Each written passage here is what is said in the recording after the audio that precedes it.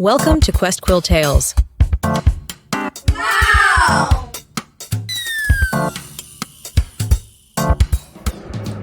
एक समय की बात है, एक हरे भरे जंगल जिसका नाम एमरल्ड ग्रोव था।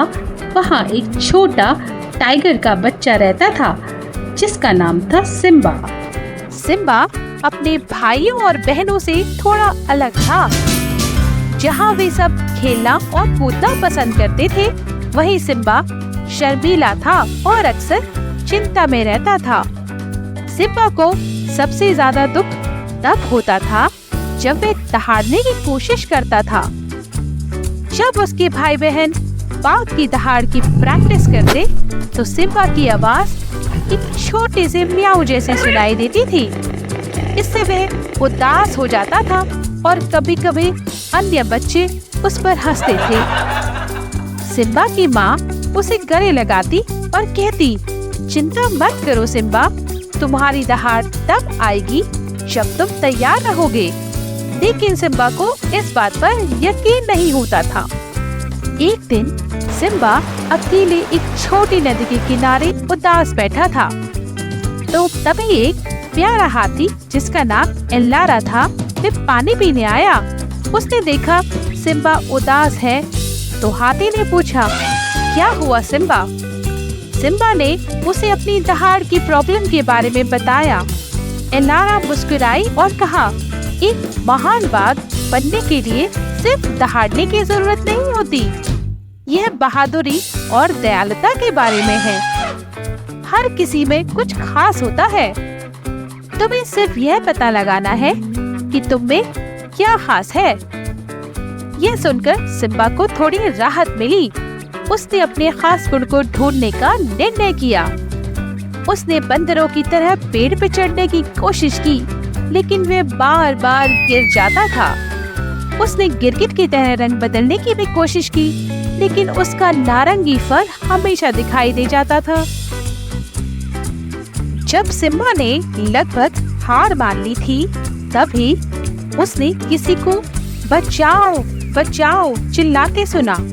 उसने देखा कि एक छोटा हिरन का बच्चा झाड़ियों में फंसा हुआ था। सिम्बा ने झाड़ियों को काटकर उसे छुड़ाने की कोशिश की कि तभी अचानक वहाँ एक भूखा लकड़बग्गा आ गया। वह उस छोटे हिरन को खाना चाहता था। सिम्बा जानता था कि उसे अपने नए दोस्त की रक्षा करनी है। उसने अपना मुंह खोला और जानते हो क्या निकला? सबसे बड़ी और जोरदार दहाड़। लकड़बग्गा इतना हैरान हुआ कि वह डर के मारे वहाँ से भाग गया। सिम्बा ने जल्दी से हिरन के बच्चे को छुटाया।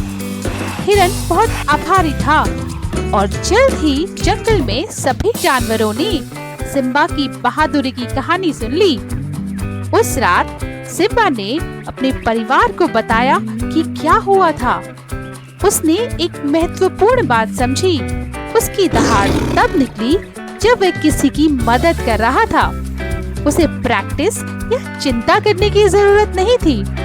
उसे बस बहादुरी और दयालुता दिखानी थी। उस दिन से सिम्बा अपने बारे में बहुत अच्छा महसूस करने लगा। उसे समझ में आ गया था कि एक महान टाइगर बनने के लिए सिर्फ एक बड़ी दहाड़ की जरूरत नहीं होती। यह तो एक बड़े दिल और दूसरों की मदद करने के बारे में था। जैसे जैसे सिम्बा बड़ा होता गया, एमरल्ड ग्रोव के सभी जानवर उसे बहादुर और दयालु टाइगर के रूप में जानने लगे। और जब भी कोई छोटा जानवर अपने बारे में अनिश्चित महसूस करता, सिम्बा उन्हें अपनी कहानी सुनाता। वह उन्हें याद दिलाता कि हर किसी में कुछ न कुछ खास होता है। बस अपने आप पे विश्वास करो और उसे बाहर आने दो। इस कहानी से हमने क्या सीखा? इस कहानी से हमने सीखा कि आप जैसे हैं वैसे ही बहुत खास हैं। आपके सबसे अच्छे गुण तब सामने आएंगे जब आप दयालु होंगे और दूसरों की मदद करेंगे। उन चीजों के बारे में ज्यादा चिंता मत करो जो आप नहीं कर सकते। इसके बजाय उन सभी अच्छी चीजों पे ध्यान दो जो आप कर सकते हो। तो कैसी लगी आज की कहानी?